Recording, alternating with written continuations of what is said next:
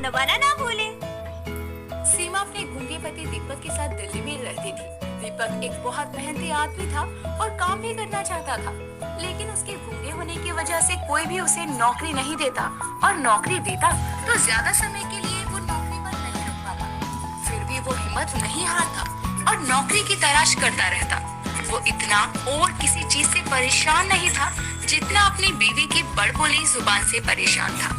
एक रोज सुबह के समय दीपक न्यूज़पेपर लेकर हॉल में बैठा नौकरी की एडवर्टाइजमेंट देख रहा था। तभी उसकी बीवी उसके लिए चाय लेकर आती है और उसे देते हुए कहती है, क्या अभी सुबह के समय फिर न्यूज़पेपर लेकर बैठ गए? आपको नौकरी करने की क्या जरूरत है? वैसे भी आपकी कोई भी नौकरी ज्यादा दिन के लिए होती नहीं है, तो क्या करेंगे नौकरी ढूंढकर? और रही बात घर की जिम्मेदारी की, तो उसके लिए मैं अरे लगता है आप तो गुस्सा हो गए। मैं आपकी इंसल्ट नहीं कर रही हूँ, आप मेरी बात का गलत मतलब निकाल रहे हैं। माफ करिए अगर आपको बुरा लगे तो, लेकिन अब आप गूंगे हैं, बोल नहीं सकते, फिर क्यों नौकरी के पीछे पड़े हैं? आप ही बताओ, आज के जमाने में बिना बोले काम होता है क्या? आपको तो बस मेरी हर बात पर या तो गुस्सा आना होता है या तो उसे मजाक में टाल देना होता है। बस मैं आपको पागल दिखाई देती हूँ क्या? देखिए, मुझे ज्यादा हल्के में मत लीजिए। इस बार मेरा काम बहुत अच्छा हुआ है। बहुत जल्दी ही मेरी पोस्ट भी बढ़ने वाली है। देख लेना, कुछ दिनों में ही मालकिन के बाद मेरा ही नंबर आने वाला है। सीमा और दीपक की सारी बातें कुछ दूर खड़ी सीमा की सास काशी सुन रही थी, जिसे सुनकर वो उनके पास आती है और अपनी बहू से कहती है, बहू, बड़े बोल बोलने से पहले ये तो देख लिया कर कि तू क्या और किसके सामने बोल रही है, ताकि कोई पकड़ ना पाए कि तू कितनी बड़ बोली है। बेटा, पता नहीं कैसे तुझे इतनी बड़ बोल बोलने वाली बीवी मिल गई।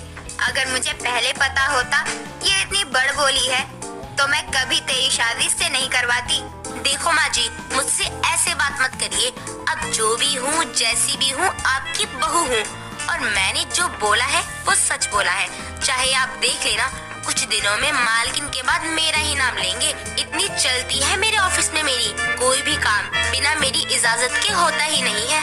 अच्छा जी, जो ठीक से घर में काम नहीं करती, वो ऑफिस में इतना काम करती है कि वहाँ एम्प्लॉय नहीं मालकिन बन गई है। क्या बात है? और कुछ बोलना बाकी रह गया है तो वो भी बोल ले। मैं सच कहती। सीमा अपनी सास से अपने ऑफिस को लेकर बड़े बोल बोलने में लगी हुई थी कि तभी उसकी सहेली ज्योति वहाँ आती है और उसकी सारी बातें सुनने के बाद उससे कहती है, बुरा मत मानियो तू सीमा, लेकिन आज मुझे तेरी बातें सुनने के बाद पता लगा कि लोग क्यों तुझे गूंगे पति की बड़बोली बीवी कहते हैं। क्योंकि तू है बड़बोली, जो कभी सपने में भी नहीं हो सकता है। वो तू सबको हकीकत बनाकर बता रही है। कुछ नहीं, ये तो बस ऐसे ही मजाक करती रहती है। आप इनकी बात पर ध्यान मत दीजिए। क्यों ना ध्यान दे हम इनकी बातों पर? क्योंकि ये तेरे साथ काम करती है और तेरी पोल खोल देगी, इसलिए। तुम बताओ बेटी, हम सुन रहे हैं। आंटी जी, ये जो कुछ बोल रही है सब झूठ है। मालकिन तो छोड़िए, अगर ये किसी भी काम पर काम चोरी करती रही तो ये ऑफिस में एम्प्लॉय भी नहीं रह सकती। और मालिक इसे अपने कैबिन में इसलिए बिठाती है क्योंकि ये अपने कैबिन में बैठकर काम नहीं करती है। सब कुछ बस इसके बड़े बोल है और कुछ नहीं। ज्योति की सारी बातें सुनकर काशी को बहुत गुस्सा आता है और वो अपनी बहू को उसकी बड़बोली जुबान के चलते बहुत सुनाती है और अपने बेटे दीपक को लेकर वहाँ से चली जाती है। ऐसे ही समय बीतता है और समय के साथ सीमा की बड़बोली आदत कम होने की जगह बढ़ती जाती है। उसके ऊपर अपनी सास की बातों का कोई असर नहीं होता। ऐसे ही एक रोज शाम के समय काशी अपनी पड़ोसी मंजू के घर जाती है और उसे कमरे में बैठी रूम हीटर के साथ हाथ सेकते हुए देखकर कहती है, ये काम तूने अच्छा किया जो रूम हीटर चालू कर रखा है। इसलिए मैं टाइम से आई हूँ तेरे घर, ताकि मैं भी अपने हाथ सेक सकूँ। क्यों काशी, तेरे घर में तो मेरे रूम हीटर से भी बड़ा वाला रूम हीटर है, वो भी एक नहीं दो। ये ठंड में किस बात का डर? मुझसे तो ठंड बर्दाश्त ही नहीं हो रही थी, तभी मैंने कल अपने बेटे से कहकर रूम हीटर मंगवाया है।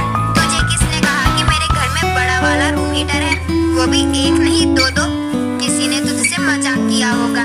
मेरे घर में रूम हीटर होता तो मैं तेरे घर क्यों आती हाथ सेकने के लिए? और कौन कहेगा? तेरी बहू ने ही बताया था मुझे। सच में तेरी बहू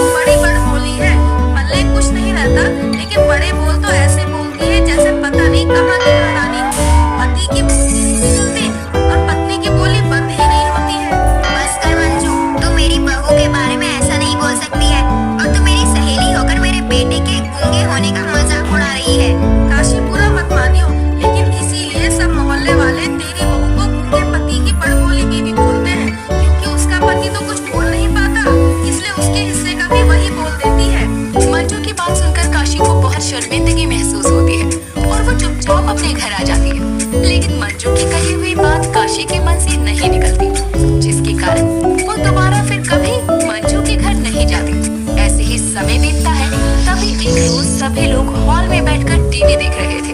तभी एक आदमी आता है और कहता है, देखिए मुझे सीमा जी से मिलना है, क्या आप उन्हें बुला सकते हैं? क्या क्या बोला आपने? मुझे आपकी बात कुछ समझ में नहीं आई। तू शांत हो जा, मैं पूछती हूँ। आपको सीमा से क्या काम है? वो मेरी बहू है, अभी वो घर पर नहीं है। जो भी बात करनी है आप मुझसे पूछ सकते हो।